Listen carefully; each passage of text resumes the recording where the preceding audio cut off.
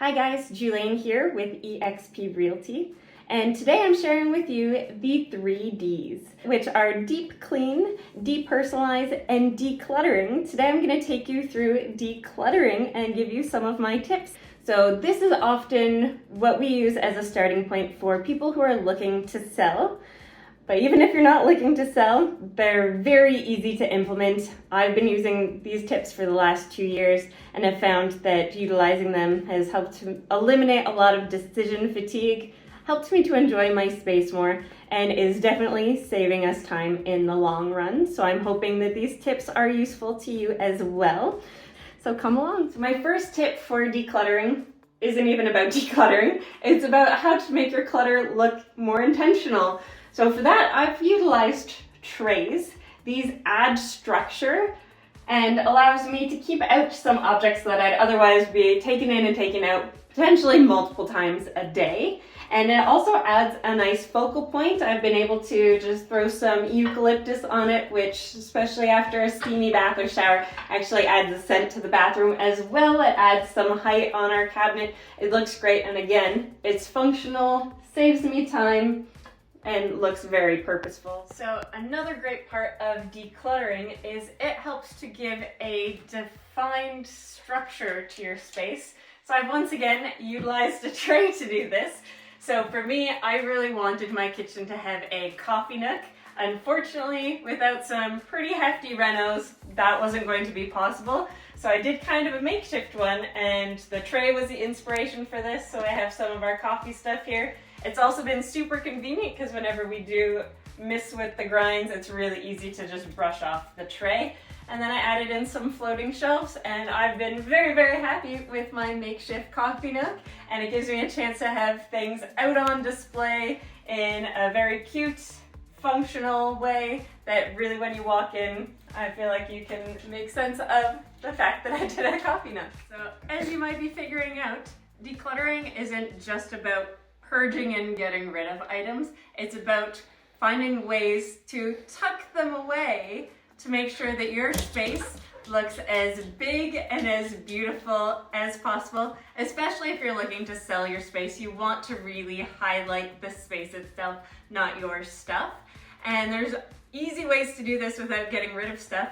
Even simple things like finding hiding spots for some items that you do still need in your life, but you might not need accessible every day or to be out on display. So great tips is stuff that you need anyways, like a coffee table that can be dual action as some storage.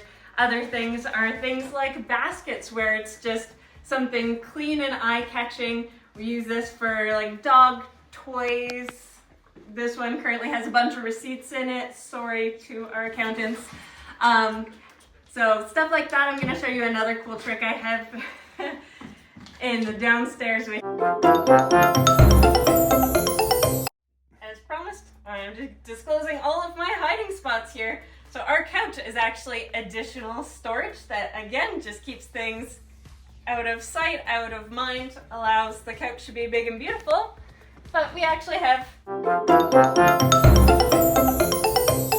all our extra bedding hidden under here, which is so much more convenient than trying to tuck it away into a linen closet after every guest stay. You just tuck it in here. So now we're going to get to the point of the video that I think most people would have associated with the word declutter, which is getting rid of items that have served their purpose in your home and in your world, and you are looking to get rid of. Of course, some of these things are going to be things that go in the trash, like expired makeup and stuff like that, but a lot of things can be upcycled, whether that's through a charity, a shelter, doing a hand-me-down, or a swap with your local community network. There's so many great options, and I personally do kind of my cabinets once a year, and I switch out my closet. Just again, I get decision fatigue really easily, and this has helped out with it, but I do kind of a warm weather and winter weather closet swap. And as I'm going through that, I'm just kind of looking at things that I don't wear or that don't fit or that don't suit my body type anymore. and I'm finding a great way to upcycle that. Whether you're doing this as part of your closet transition between seasons, or if you just got a bunch of really nice clothes for Christmas that you need to make space for, this is a great opportunity to do some decluttering. And for clothes, all you have to do is make sure that they're clean. And for me, I just throw them in a garbage bag once they're ready to go. And then once you have gone through, that garbage bag just goes to the donation area of your choice. We're gonna go to a charity donation bin to donate these items. Come along with us. And don't be afraid to just throw this in your trunk and leave it for a few months. People will still appreciate the donation when you do get around to it. But keep following, we're gonna go donate it right now. And here we are at our donation bins. These are in a lot of the box mall centers and stuff like that. You just toss them in, make someone's day a whole lot better.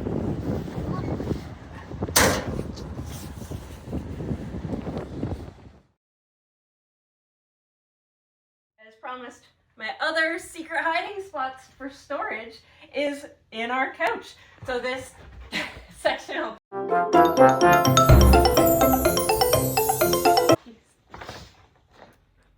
Redo.